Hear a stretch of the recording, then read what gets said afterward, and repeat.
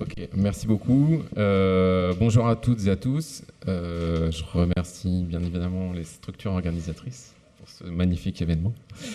Moi je vais galérer avec les 10 minutes. Je vais essayer de tenir l'engagement. Et je vais commencer par mettre la gommette si c'est possible. Moi j'aimerais bien commencer par la gommette. Et j'expliquerai après du coup le choix du positionnement de la gommette. Non, les gommettes, tu les as pas ? Non. Merci. Tu décolles ? Ok. Pardon. Tu mets ton nom après. Je peux décompter ça Non. Ah, d'accord. Ok. Voilà. Critique et pour et avec, ou avec et pour. Je vais m'excuser d'avance, mais je vais essayer d'utiliser un langage diplomate, mais je vais peut-être manquer de nuances, parce qu'il faut que je fasse vite. Voilà. Du coup, critique, pourquoi j'ai choisi le positionnement critique à Sciences Citoyennes parce qu'en fait, Sciences Citoyennes, dans son projet associatif, bien sûr, a un projet politique et aussi fait le constat que la démocratie dans laquelle on se situe aujourd'hui est particulièrement dégradée, un fonctionnement dégradé aujourd'hui selon la conception de Sciences Citoyennes. Et dans ce cadre-là, Sciences Citoyennes considère que la participation, ça n'est pas la démocratie. La participation ne suffit pas pour faire démocratie. On a pas mal d'exemples. Il y a un pays qui s'appelle la République démocratique du Congo. Il y a des élections, il y a participation. C'est pas forcément nécessairement une conception de la démocratie qu'on va partager à Sciences Citoyennes. Bon, alors là, on va me dire ouais, mais c'est les pays du Sud. T'as un discours néocolonial. Ok. Je reviens en France, donc 2005, référendum, génial, référendum, c'est l'outil absolu de la démocratie, tout ça. Il se trouve en fait que les Français qui ont voté à ce référendum sur le traité constitutionnel européen ont voté contre. Il se trouve que sous la présidence de Nicolas Sarkozy, finalement, la France dira oui. Et je vais prendre un dernier exemple, plus récent, la Convention citoyenne pour le climat. La participation, un super dispositif, génial, tout ça. Du coup, Emmanuel Macron dit aux étudiants qui marchent dans la rue pour le climat, laissez tomber, je vous ai compris. Convention citoyenne pour le climat et sans filtre, bien sûr, je prendrai tout. Il s'est avéré qu'à la sortie de ça, il y avait quand même un léger filtre avec 3 jokers. On peut lui faire cadeau de ça. Puis finalement, on verra la loi, qui sera une catastrophe. Voilà.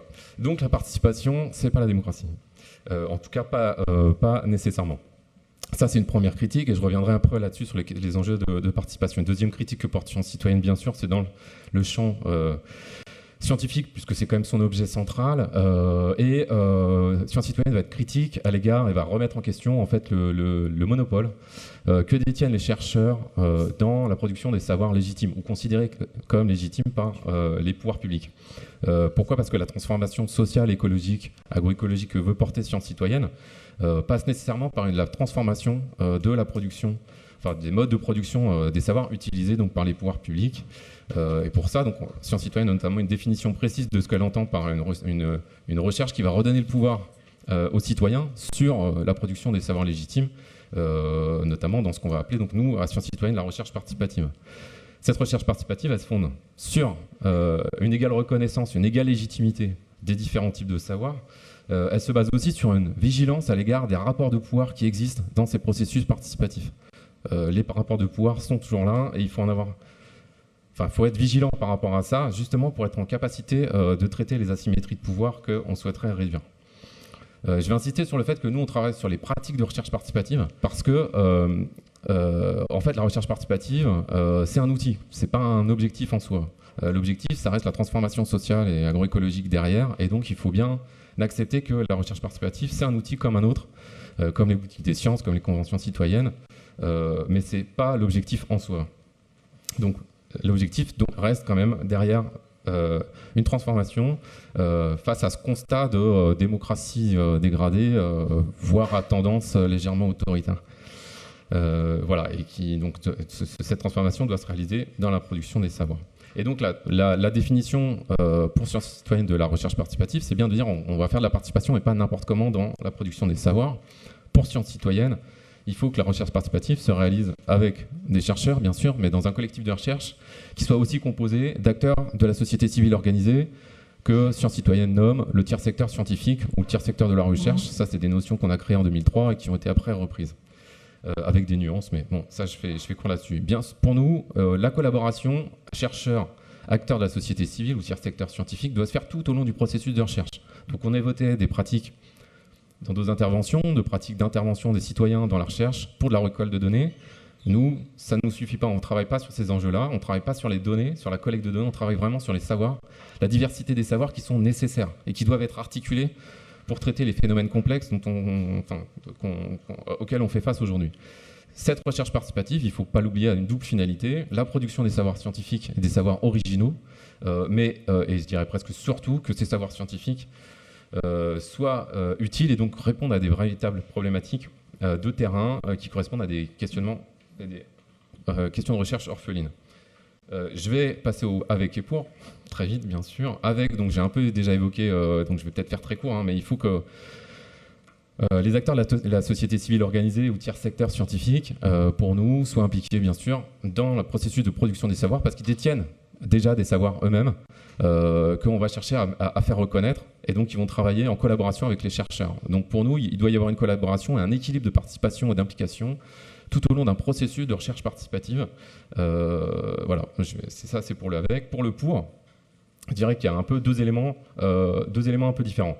Le premier, c'est que ça va être une recherche scientifique menée pour les acteurs qui sont impliqués dedans, c'est-à-dire les acteurs de la société civile qui ont initié ce processus de recherche scientifique sur la base d'une problématique de terrain. Et donc, il faut que ce projet de recherche scientifique, projet de recherche participative, nourrisse l'action de terrain et la problématique qu'il rencontre. Et donc, ce groupe concerné, ces personnes concernées par la question soulevée, puissent trouver une réponse pour agir à la sortie du projet de recherche participative. Mais cette recherche participative doit aussi se faire pour le bien commun. Et donc, on va aller au-delà du fait que on va aller au-delà de l'outil recherche participative pour revenir sur le véritable objectif de cet outil-là, qui est bien à mener à une transformation sociale et écologique. Et avec l'idée que les savoirs qui vont être coproduits n'appartiennent à personne, en tout cas qui sont issus d'une recherche participative, doivent devenir la propriété de personnes et donc de tout le monde. Je vois pas haut, donc ça va. Répondre un peu rapidement aussi sur la manière dont les dispositifs que nous on met en place à Sciences Citoyennes et de quel est leur caractère engagé. En fait, ils sont engagés parce que nous, on va se proposer des alternatives à ce que nous proposent les forces dominantes, État, industrie, en termes de protocoles, d'outils ou de dispositifs de production des savoirs. Donc c'est déjà en ça que on va essayer, avec nos faibles moyens et nos petits moyens, de contrecarrer un peu ces deux forces-là qui sont fortement dominantes sur la production des savoirs, État, industrie. Et donc les dispositifs qu'on essaye de mettre en place à Sciences Citoyennes remettent un peu en question, donc essayent de remettre un peu en question ces rapports de pouvoir dans la production des savoirs.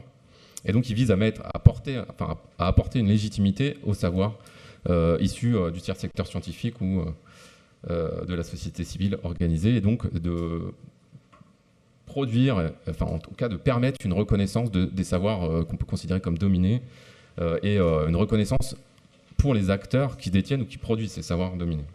Et donc cette position critique de Sciences Citoyennes, elle s'inscrit aussi dans une démarche pragmatique, c'est-à-dire qu'on va aussi essayer de travailler avec des acteurs publics qui ont compris qu'il y avait un virage à faire dans la production des savoirs qui étaient nécessaires pour faire face aux véritables enjeux actuels, climat, pandémie, et, la question sociale, la question de la lutte contre la pauvreté a été évoquée hier avec ADT Carmonde.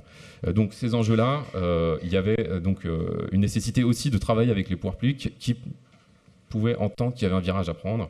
Et donc on a travaillé et on a réussi, parce qu'on travaille depuis 20 ans sur cette question-là et parfois c'est compliqué.